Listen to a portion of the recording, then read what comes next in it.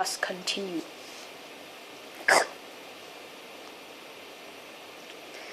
But even at that distance between herself and Pedro was not enough. She felt her blood pulsing, searing her veins. A deep flush suffused her face, and no matter how she tried, she could not find a place for her eyes to rest. Chica saw that something was bothering her, and with a look of great concern she asked, "That liquor is pretty strong, isn't it?" "Pardon me? You look a little woozy, Tita. Are you feeling all right?" "Yes, thank you." "You're old enough to have a little drink on a special occasion. But tell me, you little devil, did your mama say it was okay? I can see you're excited, you're shaking. And I'm sorry, but I must say you better not have any more. You wouldn't want to make a fool of yourself." That was the last straw.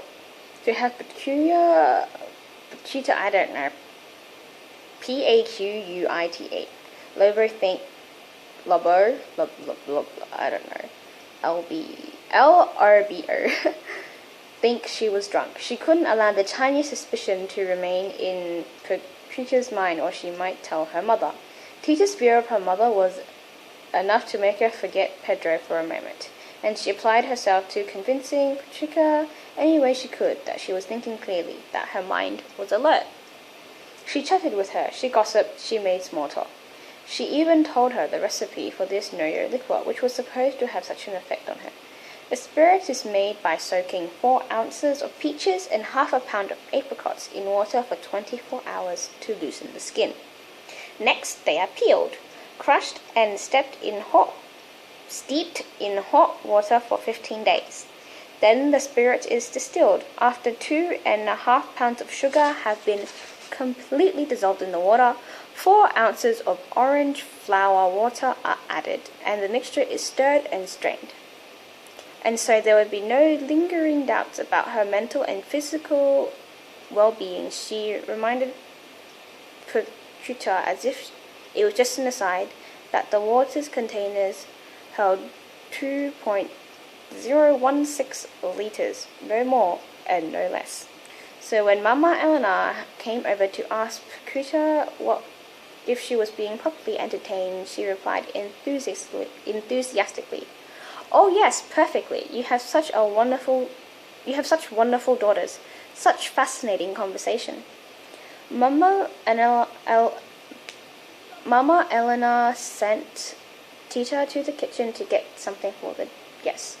Pedro happened to be walking by at the moment, and he offered his help.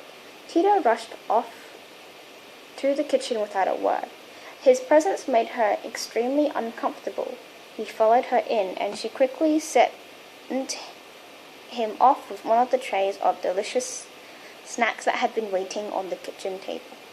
She would never forget the moment their hands accidentally touched as they both slowly bent down to pick up the tray. The same tray. That was when Pedro confessed his love.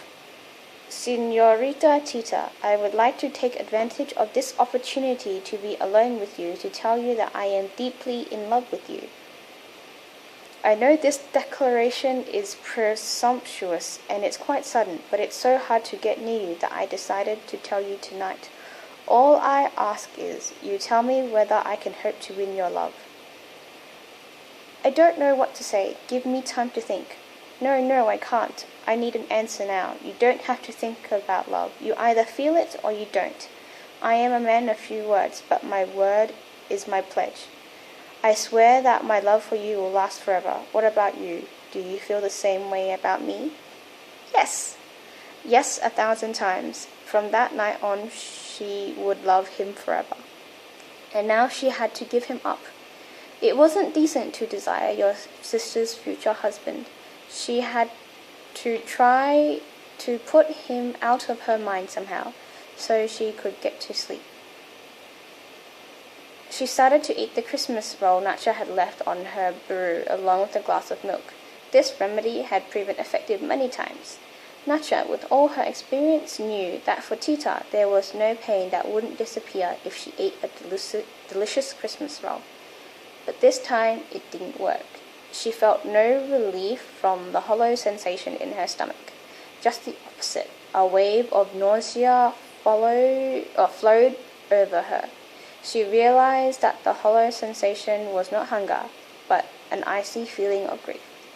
She had to rid of that terrible sensation of cold. First, she put on a wool robe and a heavy cloak. The cold still gripped her.